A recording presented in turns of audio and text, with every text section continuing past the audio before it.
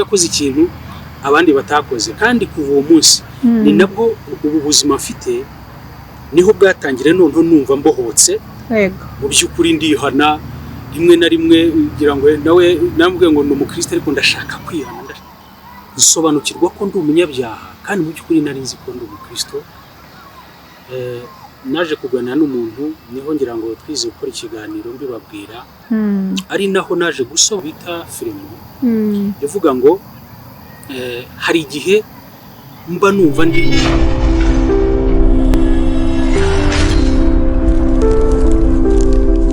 zibwa Karo TV show kubikizere mutugirira kugira ngo tuze kugira icyo tuganiriza abantu b'Imana. Njye nitwa Rumanzi Steven, ndasa naho ndimo kugenda mu gusangwa nagira ngo bibashimire. Rero ndasuhuza bene data bandi abizera ndetse n'abakozi ba Karo TV show ngira ngo mbasangize ku buhamya bwanjye uko nahuye na Kristo, uko nakijijwe, uburyo ntari nzi ko ndi umunyabyaha mu by'ukuri kandi ndi umukristo.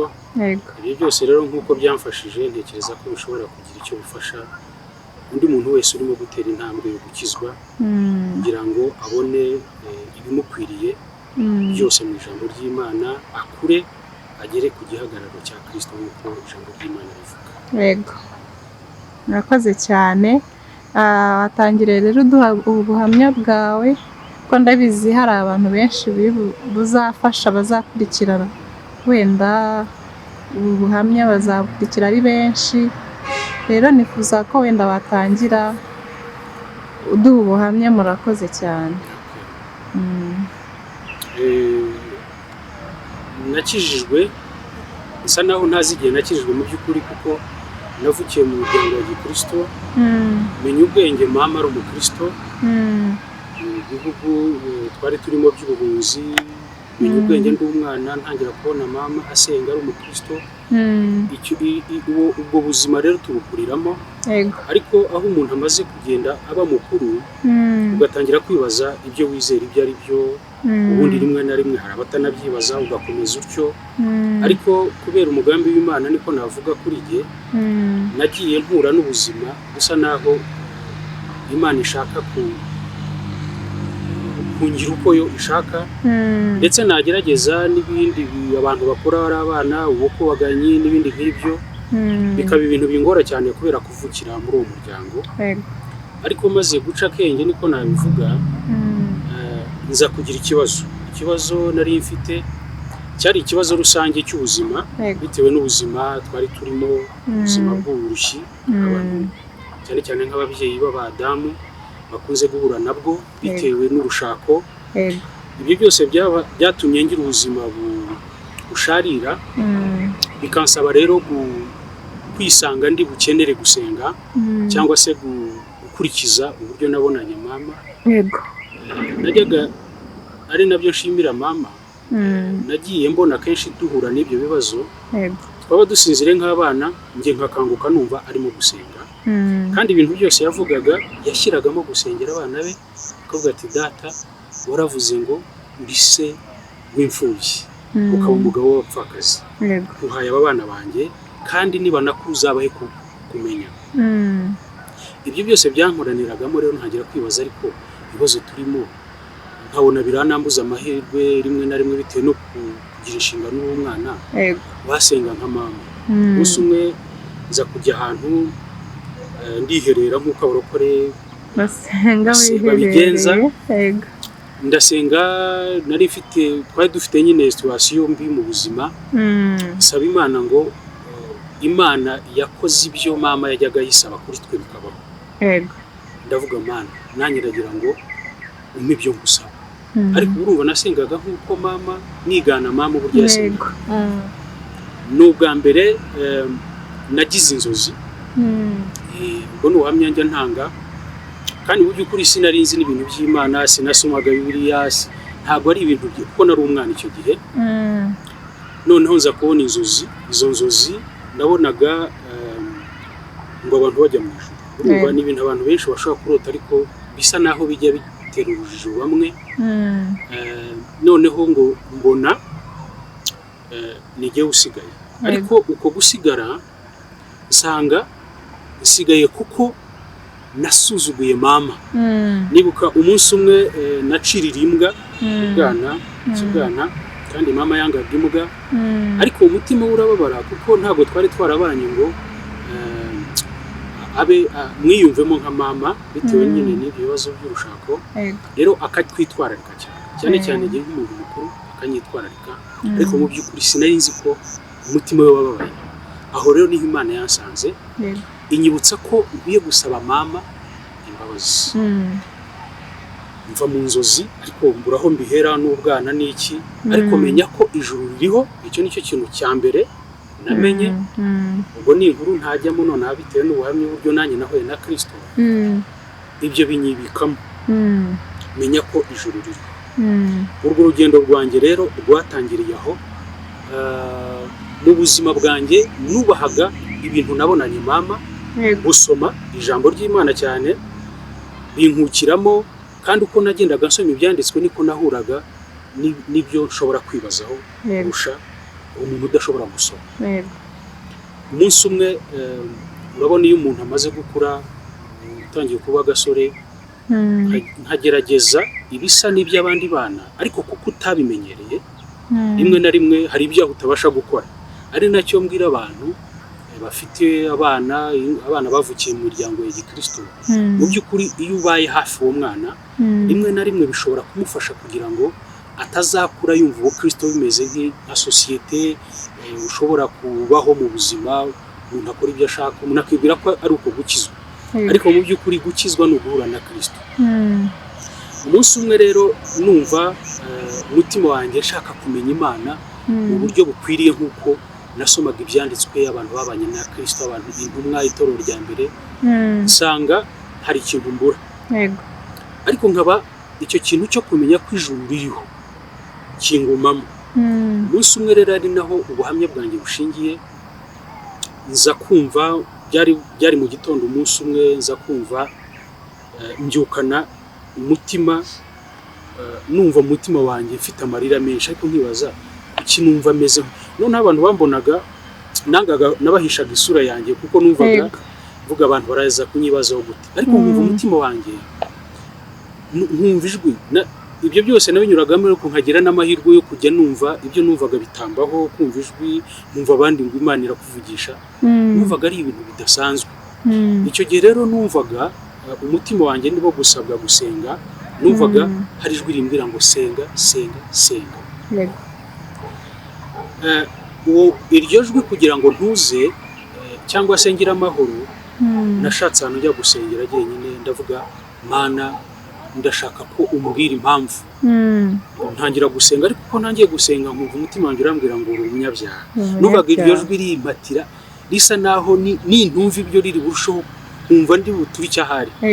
Noneho ntangira kwihana, ariko nkumva ikintu cy'imbabazi ku rwego ahari umuntu bijya bibaho cyangwa byabayeho yakumva, nkumva imbabazi z'Imana. N'ubwa mbere numvise imbabazi z'Imana ziri ku buzima bwanjye. Ni ikintu nshimira Imana, kuko icyo gihe navuye aho njya ku rusengero, hari amateraniro ahantu ari buvuge nonaha, ariko abanzi barahazi. Nkumva batari busohoke kugira ngo mbone umwanya wanjye. Ni nacyo gihe natangiriye gushaka Imana mu by'ukuri. Ako kanya nyitangira gusenga, numva rya jwi ryambwiraga icyo ngenda nkora muri buri ntambwe, rirambwira gusoma icyanditswe cyo muri Amosi. Icyo cyanditswe mwihangane nkisome, ni umurongo umwe gusa, nta kibazo. Ni muri Amosi ibice 5 umurongo wa 14. Haravuga ngo ibyiza mwe gushaka ibibi kugira ngo mubeho, nibwo muzabana n'Imana nk'uko mujya mwibwira. Ikintu gitangaje maze gusoma iki cyanditswe, ijwi ryamnyoboraga muri ubwo buzima, cyangwa navuga ngo n'ububyutse nari ngira ubuntu bwo kugira mu buzima bwanjye. Ni naho numviye ijwi rimbwira ngo sinshaka kumera nk'abandi. Mu by'ukuri hari ukuntu Imana ishobora kugufuhira ikakubuza uburenganzira ahari abantu benshi bashobora kugira. Ariko nkurikije uko Imana yagendaga inyobora kuri buri ntambwe, nageze aho hantu numva ndashaka kumenya neza kubera iki ndi umunyabyaha, kuko nisanga ndi mu butware cyane bw'icyaha, kandi nkihana rimwe na rimwe nkumva ntabwo ndimo kugera ahantu Kristo ashaka. Ni ubwa mbere nari ngize amarira n'ubu ntashobora gusobanura keretse abambonaga icyo gihe. Ni nabwo nahawe Umwuka Wera, kuko numvaga kugira umugisha nk'uko numvaga Umwuka Wera aza ku bantu. Ijambo ry'Imana rikavuga ngo nimusaba muzahabwa, kandi tugasabwa, dufite uburenganzira bwo gusaba Umwuka Wera, ko muzi guha abana banyu ibyiza. Ubwo ndavuga abasoma ijambo ry'Imana. Ni gute nge ntaho Umwuka Wera aba mumusabye? Imana rero imaze kunsukira wa mwuka, nibwo nihannye. Ariko ukuntu nihanaga, numvaga uwo mwuka urimo gukora icyo gikorwa mu buzima bwanjye cyo kumpindura, kugira ngo nsanishwe n'ubushake bw'Imana, uko umuntu akwiye kuba agaragara mu gihagararo cya Kristo. Nibwo namenye ko ndi umunyabyaha, ariko urwo rwego nabyumvaga, numvaga nsa naho ari jye uteje ikibazo, ibibazo isi yose ifite. Numvaga urwo rugero natanga kugira ngo unyumva cyangwa ukurikirane ubuhamya bwanjye. Urugero natanga ni nk'uko wakumva ibibazo byose by'isi ifite bikomoka kuri wowe, kubera ko uri umunyabyaha. Nuvuga ngo uramutse guhinduka kwawe bishobora kuzanira isi ubuzima bushya, cyangwa se isi ikava mu kaga. Nuvuga mbese nsa naho Umwuka w'Imana ambwira ni wowe ngaruka z'isi ifite, uri umunyabyaha. Aha rero niho naje gusanga nsobanukirwa ko ndi umunyabyaha, kandi mu by'ukuri nari nzi ko ndi umukristo. Naje kuganira n'umuntu, niho ngira ngo twize gukora ikiganiro mbibabwira, ari naho naje gusobanukirwa icyo ijambo ry'Imana rivuga ku gukiranuka kw'abantu bihimbiye kuko batari bazi gukiranuka kw'Imana. Ibyo byatumye rero bivutsa gukiranuka kw'Imana, kuko abantu batari bazi gukiranuka kw'Imana uko ariko. Mu Rwanda rero nk'uko twabiganireho ngira ngo mu bihe bishize, hari ibyo bitaga ubupfura. Ari naho nasobanukiwe neza, kuko urumva Imana yagendaga isa naho uwo murimo irimo gukora wo kuntunganyiriza kuba gukiranuka kw'Imana, nakira ubuzima. Nagendaga nsa naho nigishwa kuri buri kintu, kubera iki ibi bintu bikorwa gutya, kubera iki turi Abanyarwanda, imitekerereze yacu ni iyihe mu buryo bw'Imana. Ese ubushake bw'Imana, agakiza mu Rwanda gakwiye kuba gahuzwa gate n'umuco? Aho rero niho naje gusanga gusobanukirwa iki kintu cyitwa ubupfura. Ubupfura rero, ubwo basoma ijambo ry'Imana murabizi, naje gusanga Bibiliya ivuga ngo Kristo niwe mfura mu bazutse, niwe mfura y'Imana mu bazutse, mbese niwe mfura.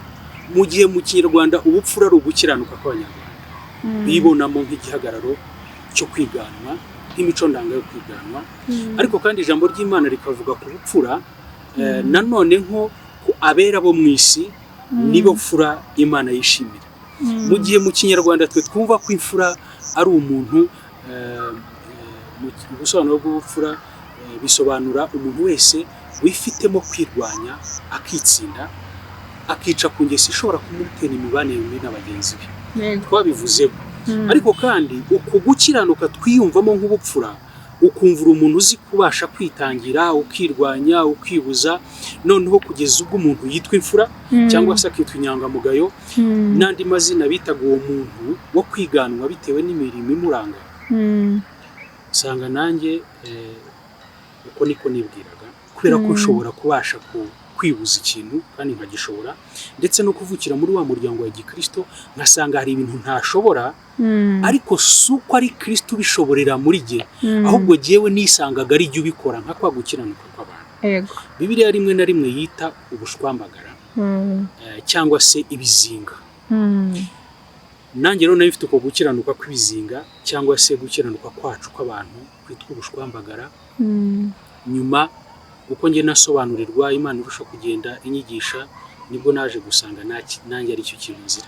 Rero uyu muntu w'imfura, imfura ishobora mu by'ukuri kwihangana, ishobora kubika ibintu muri we, ariko biravuga ngo yaziye Kristo icyo yaziye kugira ngo amaremo mu muntu imirimo y'umwijima. Iyo mirimo y'umwijima rero Kristo azira kwikura mu muntu, ariko ubupfura bushobora gutuma wambara ishusho ituma ubasha guhagara mu bantu nk'urugero rw'icyitegererezo cyiza. Ariko mu by'ukuri mu Kinyarwanda bavuga ngo imfura ishinjagira ishira. Uko gushinjagira ushira Kristo aza kumaramo ibyo bishaririza ubuzima kugira ngo nawe uruhuke. Nicyo Kristo rero akora mu mutima wo gukiranuka kw'Abanyarwanda ari mu bupfura. Rero nsoreje aho ngaho nakomeje kugenda Imana igenda inyigisha kugira ngo agakiza cyangwa se gukenerwa kw'Imana muri jye guhuzwe n'ubushake bw'Imana nk'uko Imana yashakaga kubona umuntu, kugira ngo wenda wenda utarakomeza wenda hari ahantu havuze ugitangira kugira ngo umenye ko utarakizwa neza, uvuga n'ukuntu watangiye kwakira agakiza. Hari ahantu bavuze ko icyabiteye ari ukubera ukuntu wakuze ureba umubyeyi wawe asenga, basengera, wenda bitewe n'ubuzima butari bworoshye mwari murimo.